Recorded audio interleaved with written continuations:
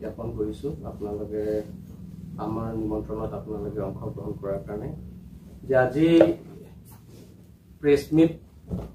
two হৈছে যে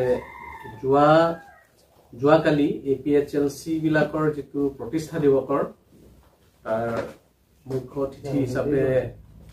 আমাৰ অখিল গগৈ ডাঙৰীয়া আহিছে তেখেতৰ যিখিনি ভাষণত যিখিনি বক্তব্য ৰাখিছে আমি কাৰ্বি আংলং ৰাইজে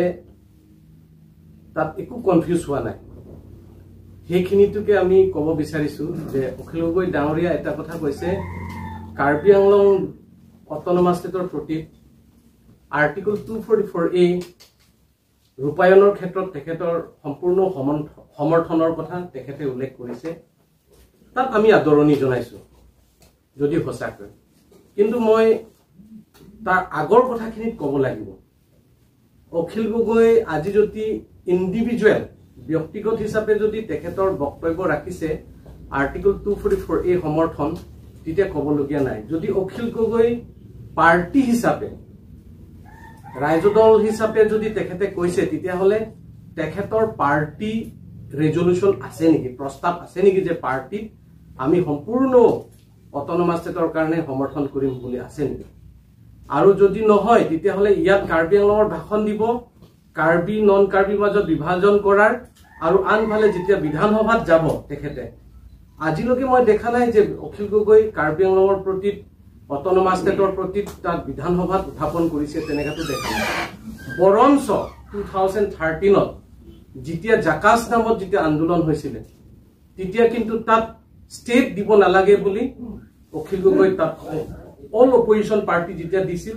অখিল গগৈও তাতো আছে তাৰমানে ষ্টেটটো দিব নালাগে বুলি অখিল গগৈ তাতো আছে মানে ডুৱেল যিটো মেইনটেইন কৰে গভৰ্ণমেণ্টৰ জাগাত বিৰোধিতা কৰিব ষ্টেট দিব নালাগে পাব্লিকৰ ওচৰত কাৰ্বি আংলঙত আহিব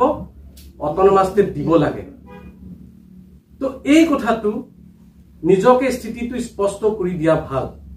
যদি হসাকে সমৰ্থন আছে তেতিয়া হলে পাব্লিকক ক'ব কিন্তু তাত এছেম্বলিটো বা তেওঁলোকৰ পাৰ্টিটো প্ৰস্তাৱ দেখুৱাই দিয়ক যে কাৰ্বি আংলঙৰ ৰাইজক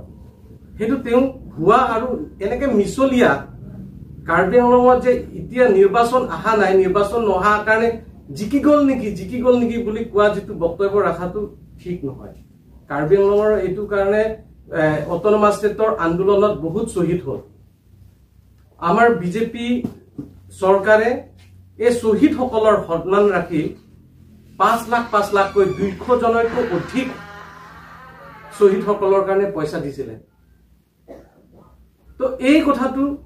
সন্মান জনাই এই শহীদ সকলৰ সন্মান জনাই কাৰ্বি আংলঙৰ সাংবিধানিক যেটো প্ৰাপ্য সেই প্ৰাপ্য যাতে ৰাজনৈতিকভাৱে যাতে নেখেলে আৰু আমি অট'নমাছ ষ্টেট যদি ৰূপায়ণ কৰিবলৈ হলে তেখেতৰ স্পষ্ট স্থিতি দিব লাগে বুলি আমি ক'ব বিচাৰিছো আৰু দ্বিতীয় কথা তেখেতে কৈছে কাৰ্বি আংলঙৰটো মানে আমাৰ চিফ মিনিষ্টাৰৰ এটিএম সন্মানীয় আমাৰ doctor Himanta Biswa Sarma chief minister ছাৰৰ অট'নমাছ কাউন্সিলত এটিএম বুলি যেটো তেওঁলোকে আখ্যা দিছে বক্তব্য ৰাখিছে ক'বলৈ গ'লে লাজ খাব লাগে বুলি ভাবিছো ক'ব বিচাৰিছো কিয়নো যদি কোনোবা ল'ৰা এজনে কৈছে কোনো চালি জাৰি নুচুৱাকে যদি কৈছে এছেছমেন্ট নোহোৱাৰ ল'ৰা ছোৱালী বিলাকে কৈছে তেতিয়া হলে ভাল লাগে আমি আশা কৰিছিলো অখিল গগৈৰ প্ৰতি যে তেখেতৰটো এছেছমেন্ট আছে সমগ্ৰ অসমৰ কাৰণে কাম কৰাৰ কাৰণে তেখেতে এছেছমেন্ট আছে বুলি আমি ভাবিছো কিন্তু এইবিলাকৰ বক্তব্য ৰাখি পেলাই আমি অনুমান কৰিব পাৰিছো তেখেতে মনোভাৱ আছে ঠেক মনোভাৱ আছে তেখেতৰ সৰু এটা মনোভাৱ লৈ পেলাই সেইকাৰণে অখিল গগৈ পাৰ্টিটো আজি দিনক দিনে মানুহ কম হৈ আছে সেইকাৰণে অখিল গগৈ পাৰ্টিটো আজি অল অপজিশন পাৰ্টিটো তাতো তেওঁ মানে থাকিব নোৱাৰা হৈ গৈছে আজি সেইবিলাকৰ ইগোৰ কাৰণে তো আমি ক'ব বিচাৰিছো যদি এটিএম হয় কাৰ্বি আংলঙত তাৰ আগত কাৰ্বি আংলঙত কি ৰাস্তা অৱস্থাত আছিলে আজি দিনত কি ৰাস্তা হৈছে অলপটো কওকচোন যে আগৰ তুলনাত আজি কাৰ্বি আংলঙত অলপটো পৰিৱৰ্তন হৈছে অলপটো ক'ব দি অলপটো তেওঁলোকে নিজে চাই পেলাই কিছুমান ক্ষেত্ৰত ক'ব লাগে বিৰোধী দল হিচাপে বিৰোধী সংগঠন হিচাপে ক'ব লাগে কিন্তু কিছুমান ক্ষেত্ৰত যে ভাল কাম হৈছে সেইখিনি ক্ষেত্ৰতো তেওঁ অলপ ৰাখাটো ভাল বুলি আমি ক'ব বিচাৰিছো কিয়নো আজি চিফ মিনিষ্টাৰে এটা ৰাস্তা নামত এটা স্কিমৰ নামত যেটো মানে কোটি কোটি টকা কাৰ্বি আংলঙৰ কাৰণে যে সহায় কৰিছে আৰু আগত আমি চিফ মিনিষ্টাৰক আপোনালোকে গম পায় আগৰ ইয়াৰ ডক্টৰ হিমন্ত বিশ্ব শৰ্মা আগত বহুতখিনি চিফ মিনিষ্টাৰ হৈছে লাষ্টলি তৰুণ গগৈলৈকে আপোনালোকে চাব পাৰে যদি চাই হেতু টাইমত আমি চিফ মিনিষ্টাৰ লগ কৰিবলৈ কাৰণে 1 মাহ 2 মাহ লাগে চিফ মিনিষ্টাৰৰ তেখেতৰ পৰা লগ কৰিবলৈ কাৰণে তেখেতৰ পৰা আলোচনা কৰিবলৈ কাৰণে বহুত সময় বহুত কাৰণে দিগদাৰ হয় ইভেন তেখেতৰ পৰা মানে লগ পাবলৈ কাৰণে দিগদাৰ হয় কিন্তু আজি সিএম ডক্টৰ তুলিৰাম ৰংহাঙৰ ছাৰক যে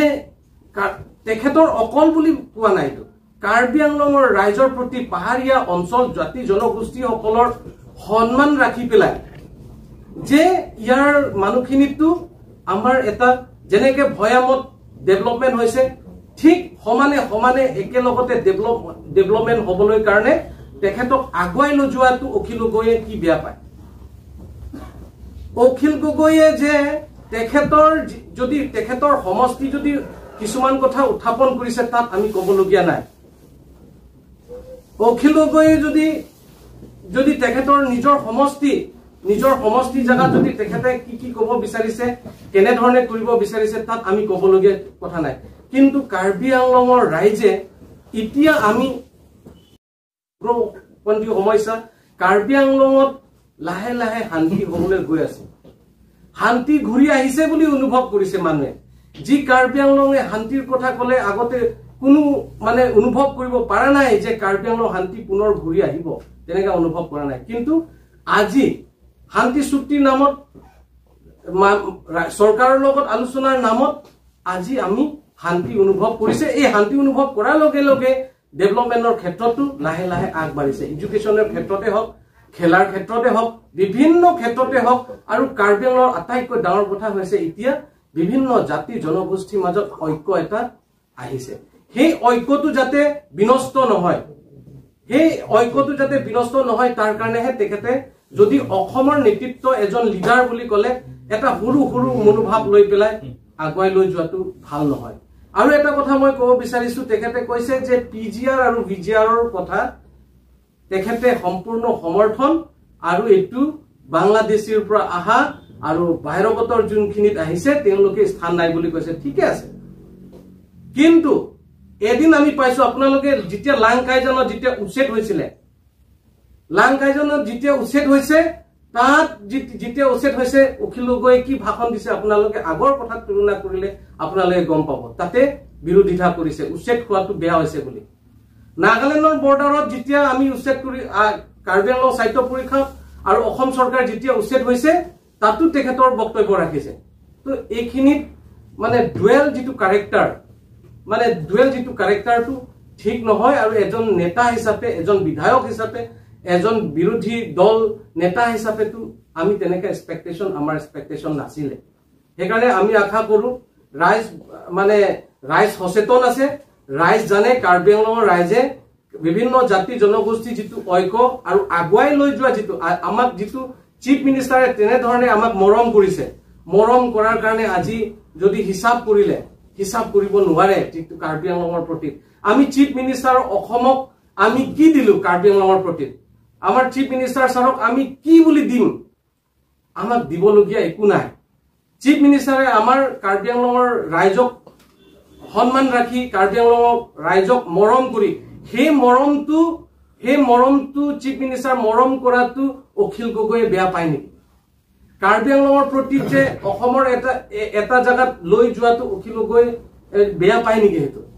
যাতে হেতু ভুল বুজিব নালাগে অখিল গগৈ ডাঙৰীয়াই যাতে এইখিনি ক্ষেত্ৰত মানে ৰাখি পেলাই আজি অখিল গগৈতো দিব পাৰে কাৰ্বি আংলঙৰ প্ৰতি যদি চিফ মিনিষ্টাৰৰ লগত এটিএম হিচাপে যদি ব্যৱহাৰ কৰে অখিল গগৈ কাৰ্বি আংলঙৰ প্ৰতি কি দিছে আজিলৈকে একোটো দিয়া নাই বৰঞ্চ আহি পেলাই ইয়াত লাহে লাহে ধামাকা কিবা এটা মানে নিজে মানে চিউৰি কথা ক'ব ইয়াতে এইটো লাগে বুলি ক'ব কিন্তু তেনেকা নহয় যদি হয় তেতিয়া হলে তেখেতৰ মানে এইটো যাতে ডুৱেল যাতে পলিচিটো তেখেতে যাতে নকৰে আৰু কাৰ্বি আংলঙৰ ৰাইজৰ যাতে বিভাজন নকৰে কাৰ্বি আংলঙৰ শান্তিভাৱে আমাক বসবাস কৰিব দিয়ক কাৰ্বি আংলং বিভিন্ন জাতি জনগোষ্ঠী আমি ঐক্য আছো আৰু তেনেকে যাতে বক্তব্য নাৰাখিবলৈ কাৰণে আমাৰ ফালৰ পৰা আমি আহ্বান কৰিছো